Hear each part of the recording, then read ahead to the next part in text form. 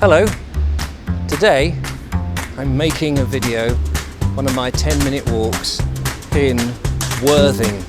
A bit nervous about this because this is my hometown. I've lived in Worthing for 27 years and I thought I'd give you a sort of a guided tour. Why should you, or should you, come to Worthing? Behind me, down there is the seafront. Now I'm hoping that we'll get to the seafront. But before that, I want to take you through the town. On my left, that way, is the Chatsworth Hotel. It's the sort of the premier hotel in Worthing, and you can see a lot of coaches draw up there, and people who are visiting spend their holiday time in that hotel and explore Worthing, which is rather nice. There is other hotels, of course. There's a travel lodge, and I forget what they're called down there, the Erdley or something. It's not long though before you get into the town centre, and it's a Saturday morning, so it's probably going to be quite busy. Interesting, if you are a visitor to Worthing, I've not really seen this or seen anybody using them, but there are these, they're like the Boris bikes of London. They've got, what are they called? Donkey Republic. So you can get on those bikes and explore. I'm going to dive in front of the traffic here and try not to knock myself over. Thank you very much. And now we come into a paved pedestrian street called Warwick Street. Now the architecture in Warwick Street is very lovely. You've got a mixture of Victorian and some Georgian. Some of these buildings are former breweries. There's a lot of breweries around Worthing in its day. You've got clothes shops, you've got kitchen shops, you've got shoe shops. You've got the famous Warwick Lane, which is just behind me there, where there's a lot of boutique shops in there, which is rather nice. Try not to bump into people as I go along here. Mostly what you find in Warwick Street is a lot of cafes, people sitting having lovely cups of tea, lovely coffees, that sort of thing, and just taking it easy, which is what you want on a Saturday morning. The sun is sort of on and off today. I'm hoping that it will shine some light. There's some lovely bunting up in the air, which gives you that impression that it's a jolly and proud town. We also have quite a bit of the second-hand shops. So if you like rummaging around second-hand shops, then this may be the place for you. There's some very good bargains to be had in Worthing. As you come up here, the Vintners Pub, formerly the what was it? I've forgotten the name of it. There's something Parrot. The Vintners Parrot, was it? Oh well, doesn't really matter. The Thieves' Kitchen, I think it was. Yeah, that was it. The Thieves' Kitchen, something like that. A notorious pub in its day. Now as I come out here into South Street, you've got South Street and then you've got Chapel Road. There's sort of an interjunction here, right by the banks. This is the sort of banking section of Worthing.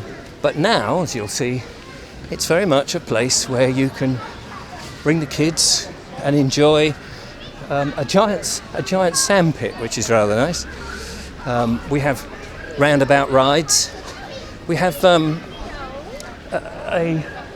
various different festivals and things in Worthing, not least Oscar Wilde Festival, because Oscar Wilde, he based one of his important plays here, The Importance of Being Earnest. That was written about a guy who was found, I think it was at Paddington Station, heading for Worthing. Although I don't actually think the Paddington trains go to Worthing, not anymore. They tend to be from Victoria, but that's neither here nor there. Another famous playwright who lived in Worthing for a while was Harold Pinter from The Caretaker fame. I've just passed through that area and I'm now heading towards Montague Street, just through this sort of little fairly recent paved area, and by fairly recent I mean in the last 20 years or so. Like all towns, Worthing has seen its modernisation and improvements, sometimes for the better, these so-called improvements, and sometimes not so good. But on the whole, I think Worthing has made a good effort to try and keep its Edwardian and Victorian style. Above me there is the sort of metal arcade, I suppose it is, which is quite reminiscent of the railway station in Brighton, in actual fact, with more of your normal branded games, stores, one called Game. You've got your international burger restaurants, which you can see on my left, and then of course we also have our resident buskers who come in and do their bits and bobs in Worthing, which is very nice. I used to busk here in the days when I used to lie on a bed of nails and walk on glass. Used to juggle, ride a giraffe unicycle. I used to come out here, which is the sort of centre of Worthing shopping, which is in Montague Street. It's recently had a whole new load of work done to the centre. There used to be a lovely little, well, like a pepper pot really, a bandstand type thing in the middle, but it's all been redeveloped now and it's now much more open plan. We have our flower cellars, not as many as there used to be. We used to have loads of flower cellars here. Looks like there's a band about to set up and do something in the background. And then as you go up the main paved street, Montague Street, you'll see all the big brands: Monsoon, 3, Pandora, Marks and Spencer, Superdrug, all those sort of places, which is all very good. So it is a bit of a shopping emporium. A lot of people do go to Brighton, but Brighton is so expensive to park, so I wouldn't recommend it. Now, I'm not going to do the whole of Montague Street because it's quite a long old paved area, and it goes on for quite, I mean, it used to be open, but I think before my time. No doubt people watching this will remember when Montague Street was open to the traffic. So I'm going to duck down in a second and try and take you down to the seafront in the last couple of minutes of my video. I'm trying to keep them to 10 minutes as much as I can. There seems to be a lovely summery feel today on this Saturday, which is splendid. People are dressing for the summer. We've had a few days of cloud, so it makes all the difference when the sun comes out and people can spend their hard-earned money, whether it be at Pound World Extra, which is behind me, or at River Island, which is to the side of me. So we're going to duck down here if we can. Oh yes. Unfortunately, one of the blights, I think it's a blight anyway, is a particular car park above a bowling alley on the seafront. And they've recently allowed some artists, I don't know whether they're sort of graffiti artists, I'm not quite sure, to paint on the frontage. I'll see if I can show you when I get there. Just go through this little weaving alley. But yeah, so behind me, rather grotesque building from, I'm guessing, the 1960s with its very odd design. The 1960s and 70s and even the 80s are a rather terrible time for architecture. But ahead of me, ladies and gentlemen, and before the sun dives into the clouds above me, I can see the sea, the English Channel. We used to have a problem with seaweed here, and the council used to allow the farmers to come and take the seaweed off for free.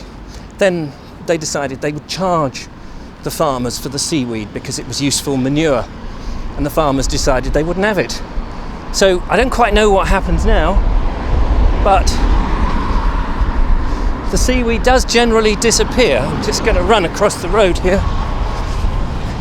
This is the busy road. There you can see behind me the graffiti art. I don't know what it's supposed to be of. And now I'm on the promenade. This promenade has been here since, well, the Edwardian times, before the Victorian times, in fact. I'm just going to come down onto the beach where you can't have your dog on the beach without a lead. Not so many people on the beach as I would have thought. A bit of a wind coming off the seafront.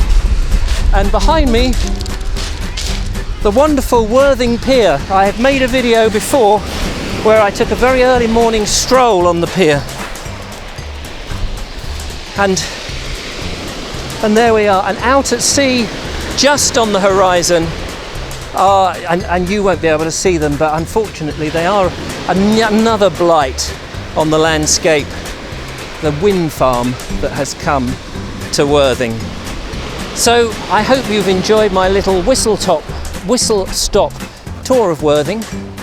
I can tell you there's a lot more places to go and have a look at individually, but like some of these quick whizzy round towns, this is just to give you a flavour. Would you come to Worthing? I'd be interested to know. Do subscribe if you haven't already, leave a comment in the comments box and give me a thumbs up if you've enjoyed my videos. Until the next time, who knows where I'll be. Thanks for watching.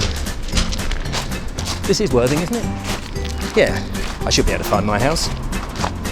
No.